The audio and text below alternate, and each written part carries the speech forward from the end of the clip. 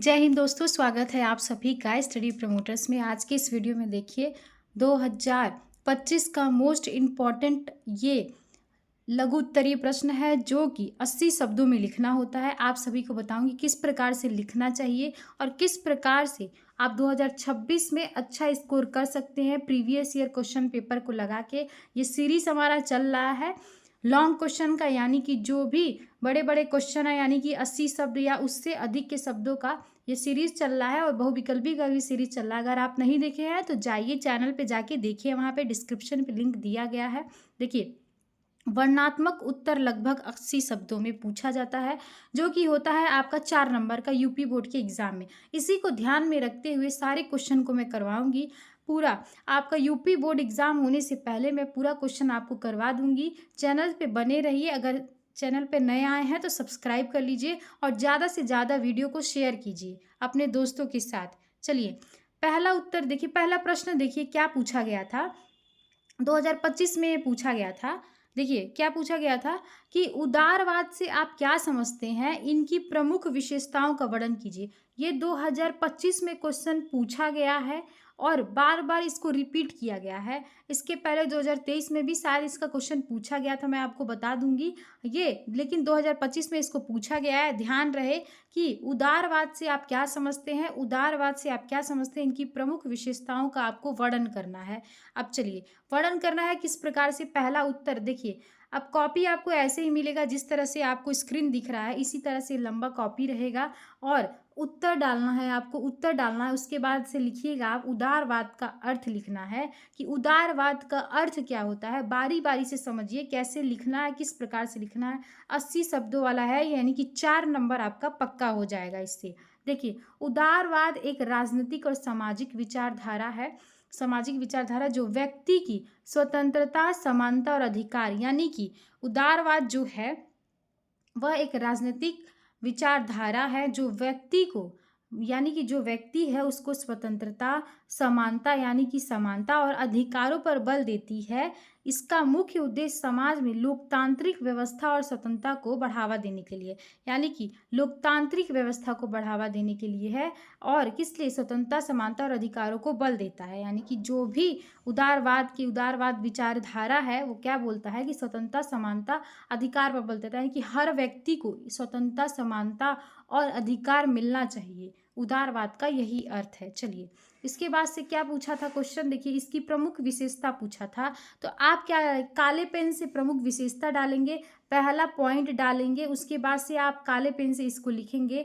व्यक्तिगत स्वतंत्रता, उदारवादी जो विचारधारा है उसमें क्या होता है, व्यक्तिगत, प्रत्येक व्यक्ति को विचार, अभिव्यक्ति, धर्म और जीवन जीने की स्वतंत्रता होनी चाहिए कि यानी कि प्रत्येक व्यक्ति अपना विचार कर सकता है, अपनी अभिव्यक्ति कर सकता है, अपने धर्म और जीवन जीने की स्वतंत्रता होता है। ठीक है, व्यक्तिगत स्वतंत्रता होनी चाहिए, यानी कि कोई रोक टोक नहीं होना चाहिए। इस प्रकार की विचारधारा ये लोग रखते हैं उदारवादी। ये प्रमुख विशेषता पहला हो गया।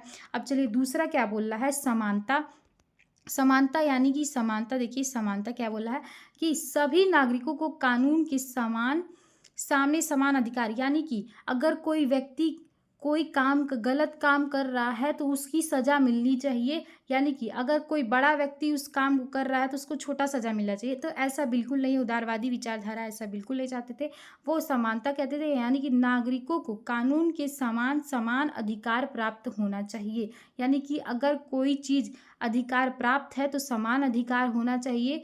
यहाँ पे कोई गरीब कोई अमीर नहीं होना चाहिए। चलिए, दूसरा क्या बोल रहा है कि लोकतांत्रिक शासन, सरकार जनता की इच्छा से चुनी जाती है और जनता के प्रति उत्तरदायी, यानी कि कोई भी सरकार तानाशाही नहीं होनी चाहिए। यानी कि जो सरकार है वो जनता की इच्छा से चुनी जानी चाहिए, यानी कि चुनाव होना चाहिए उसका, और जनता के प्रति उत्तरदायी, यानी कि जनता अगर कुछ पूछ रही है, जनता कुछ पूछ रही है, उसको किस प्रकार से बताना है, ये सारी चीज़ें हैं लोकतांत्रिक शासन में।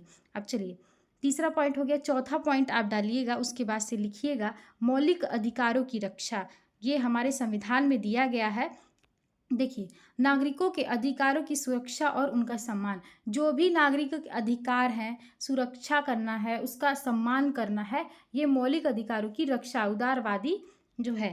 अब चलिए, उसके बाद से है धर्मनिरपेक्षता पांचवा है, पॉइंट वाइज आप लिखिएगा, बहुत सुंदर कॉपी में लिखना है, ऐसे ही कॉपी में सुंदर सुंदर लिखेंगे, नंबर भी आपके पूरे 4 में 4 मिलेंगे।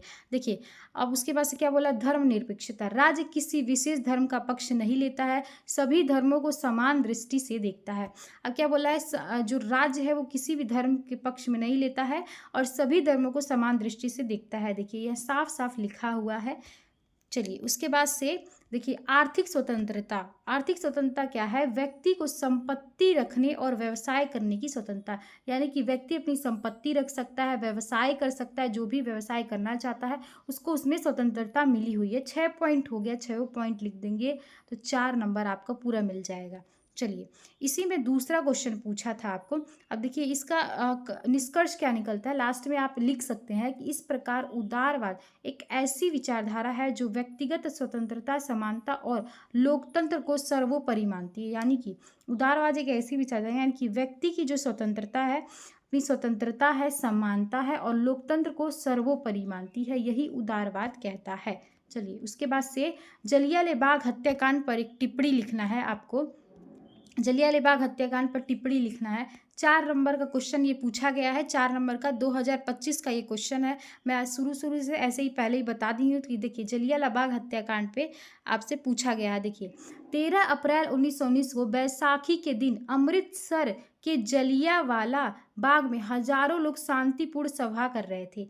जो अमृतसर है यानी कि वहाँ पे अमृतसर में बैसाखी के दिन, याद रखिएगा बैसाखी के दिन 13 अप्रैल को 1919 को बहुत सारे लोग इकट्ठा हुए थे, शांतिपूर्वक सभा कर रहे थे। इस सभा का जो उद्देश्य था, रॉलेट एक्ट, इसके बारे में आपको बताए हैं, रॉलेट एक्ट के बारे में बताए हैं आप सभी को। इसी के विरोध में अन्य दमनकारी नीतियों का विरोध कर रहे थे, यानी कि जो भी दमनकारी रॉलेट एक्ट और दमनकारी नीतियों का विरोध करना था। ब्रिटिश अधिकारी जनरल डायर, कौन थे, जनरल डायर, कौन था ये, जनरल डायर था, बिना किसी चेतावनी के सैनिकों को आदेश दिया और जो भीड़ थी उस पर गोलियां चला दी। यानी कि बहुत सारे वहाँ पे इकट्ठा हुए थे, बहुत सारे लोग इकट्ठा हुए थे, रॉलेट एक्ट का विरोध कर रहे थे और जनरल डायर बिना किसी चेतावनी के हजारों लोगों की भीड़ वहाँ इकट्ठा हुई थी, सभी पे गोलियां बरसा दी। उसके बाद से देखिए क्या हुआ, इस गोलीबारी में सैकड़ों लोग मारे गए थे। क्या, सैकड़ों लोग मारे गए थे और हजारों लोग घायल हुए थे। आप सोचिए बिना चेतावनी के इतने सारे लोगों पर गोलीबारी की गई थी, हजारों लोग घायल हुए। इस घटना ने पूरे देश को हिला दिया था और भारतीय स्वतंत्रता आंदोलन में एक नया मोड़ आया था। और यह घटना ब्रिटिश शासन की क्रूरता का प्रतीक था, यानी कि जो ब्रिटिश शासन था उसका क्रूरता था, ये उसका प्रतीक बन गया था। और महात्मा गांधी द्वारा सहित सभी नेताओं ने आज़ादी के लिए संघर्ष और तेज कर दिया था जलियांवाला बाग हत्याकांड को देख के। ठीक है दोस्तों, देखिए आपको जलियांवाला बाग हत्याकांड में बता दी हूँ, आप स्क्रीनशॉट लेना चाहते हैं तो ले लीजिए, ये बहुत ज़्यादा इंपॉर्टेंट है। जितना भी क्वेश्चन आपको मैं करवाऊंगी सारा अच्छे से देखिएगा और चैनल पे नए आए हैं तो सब्सक्राइब कर लीजिएगा और सभी बच्चों को शेयर कीजिए ज़्यादा से ज़्यादा।